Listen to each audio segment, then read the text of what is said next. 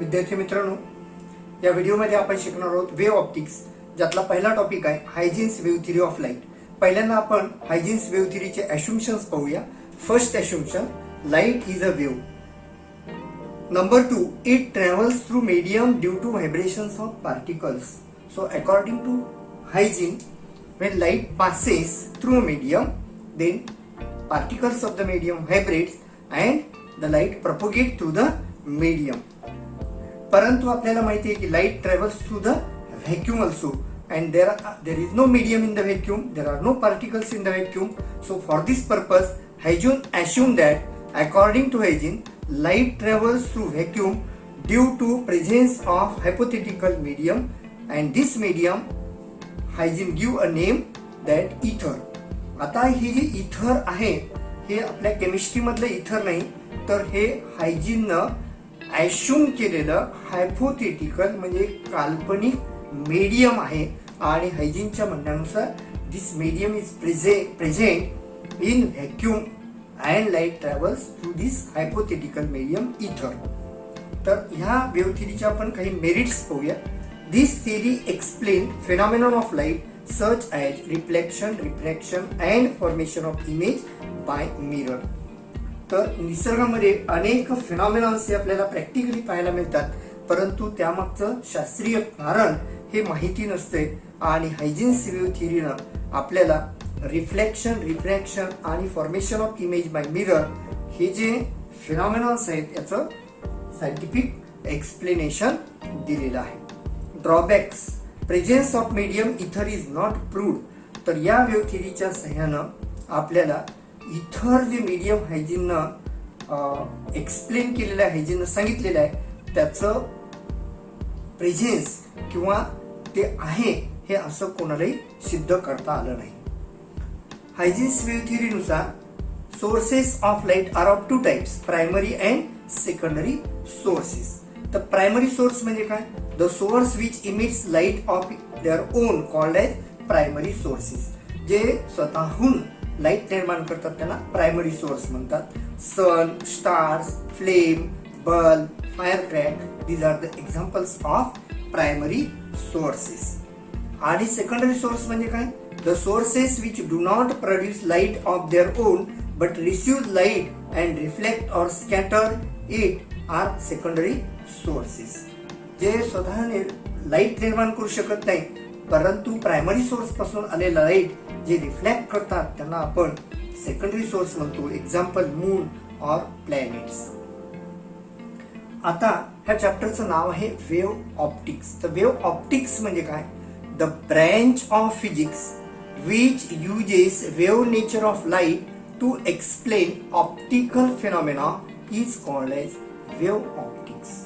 It is a branch of physics which uses the wave nature of light to explain optical phenomenon. तर लाईटचे जे optical phenomenon आहेत, optical phenomenon कोणते आहेत?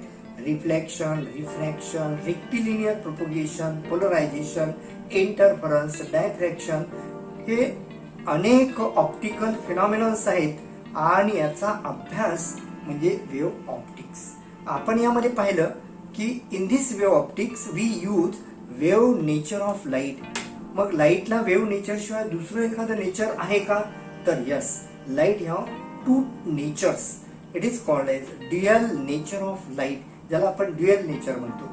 Light can exhibit wave nature as well as particle nature under different situation. लाईटला wave nature आहे आणि particle nature सुद्धा आहे. वेगवेगळ्या सिच्युएशन मध्ये लाईट हा वेव्ह सारखा किंवा पार्टिकल सारखा बिहेव करतो. उदाहरणार्थ रिफ्लेक्शन, रिफ्रॅक्शन, पोलरायझेशन यामध्ये लाईट हा वेव्ह सारखा बिहेव करतो, परंतु फोटो इलेक्ट्रिक इफेक्ट हा जो फिनॉमिनॉन आहे तिथे लाईट हा पार्टिकल सारखा बिहेव करतो, ज्यामध्ये लाईटच्या आपण नेचरला फोटॉन असं म्हणतो. आता हायजीननं रिफ्लेक्शन आणि रिफ्रॅक्शन एक्सप्लेन करण्यासाठी काही डेफिनेशन सांगितल्या, त्यापैकी आहे वेव्ह फ्रंट. तर वेव्ह फ्रंट म्हणजे काय आपण आता समजून घेऊया. तर आपल्याला माहिती आहे की there are wavelets on the surface of water, पाण्याच्या पृष्ठभागावर सरफेस वेव्ह तयार होतात. आणि समजा या ठिकाणी एक डिस्टर्बन्स निर्माण केलं आणि या ठिकाणी सरफेस वेव्ह तयार झाली अशी, आणि त्याच वेळेस दुसरी वेव्ह तयार झाली, त्याच वेळेस तिसरी वेव्ह तयार झाली, आणि या सर्व वेव्ह या ए बी सी या 3 ठिकाणी येऊन पोहोचल्या.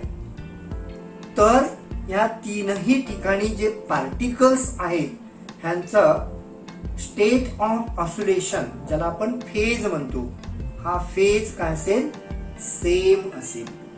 All this particle A B C vibrate with same phase. म्हणून ए बी सी याला आपण म्हणतो पार्टिकल्स ऑफ सेम फेज. आणि याच्यामध्ये सुद्धा काही पार्टिकल्स आहेत की ज्यांचा फेज हा सेम आहे, आणि यांना जर आपण जोडलं तर या ठिकाणी जो सरफेस तयार होईल, ज्याला आपण लोकस म्हणतो, लोकस ऑफ पॉइंट्स, तर ह्या लोकस ऑफ पॉइंटला किंवा सरफेसला आपण म्हणतो वेव्ह फ्रंट. Wave front. आता या ठिकाणी सरफेस वेव्ह जी आहे ती 2 डायमेन्शनल आहे, परंतु लाईट आणि साऊंड वेव्ह ह्या 3 डायमेन्शनल असतात. म्हणून in case of light what is wave front. तर पहिल्यांदा आपण वेव्ह फ्रंटची डेफिनेशन पाहूया. The locus of all points where light reaches simultaneously so that all points on same phase is called as wave front. तर light ही 3 dimensional wave आहे. समजा या ठिकाणी हा सोर्स ऑफ लाईट आहे, तर या सोर्स ऑफ लाईट पासून सर्व दिशेने लाईट हा इमिट होईल. जसं या टेबलच्या सरफेसवर तर आपण पाहतच आहोत वेव्ह, परंतु या वर सुद्धा अशा या डायरेक्शनला जातील आणि खाली सुद्धा जातील. आणि आफ्टर सर्टन टाइम टी, काही वेळानंतर ही लाईट वेव्ह जिथे जाऊन पोहोचलेली आहे वेगवेगळ्या ठिकाणी, त्या सर्व पॉइंट्सला जर आपण जॉईन केलं, जोडलं, तर आपल्याला जो मिळेल तो सरफेस जो असेल त्या सरफेसला म्हणतात wave front. The locus of all points where light reaches simultaneously so that all points of same phase is called as wave front. तर हे जे वेव्ह फ्रंट असतात हे 3 प्रकारचे वेव्ह फ्रंट्स असतात. Number 1 spherical wave front. जर एखादा point source असेल तर त्यापासून स्पेरिकल वेव्ह फ्रंट तयार होतो. आणि जर एखादा पॉइंट सोर्स आहे त्यापासून आपल्याला मिळतो स्पेरिकल वेव्ह फ्रंट, परंतु हा स्पेरिकल वेव्ह फ्रंट काय होतो, वेळेनुसार म्हणजे after time it increases in size, तो मोठा मोठा होत जातो. आणि खूप दूरवर गेल्यानंतर आपण या मोठ्या झालेल्या स्पेरिकल वेव्ह फ्रंटचा छोटासा पार्ट जर पाहिला तर तो आपल्याला प्लेन वेव्ह फ्रंट दिसेल, सपाट दिसेल. जसं सूर्यापासून निघालेला प्रकाश आहे तो पृथ्वीवर येत असताना पृथ्वीपर्यंत आल्यानंतर on the earth it becomes a plane wave front. जसं इथे पॉइंट सोर्स आहे त्याच्या जवळ हा स्पेरिकल वेव्ह फ्रंट आहे, परंतु यापासून खूप दूर गेल्यानंतर याचा छोटासा पार्ट जो आहे तो असतो प्लेन वेव्ह फ्रंट. आणि जर तिसऱ्या प्रकारचा वेव्ह फ्रंट जो आहे त्याला आपण म्हणतो सिलेंड्रिकल वेव्ह फ्रंट.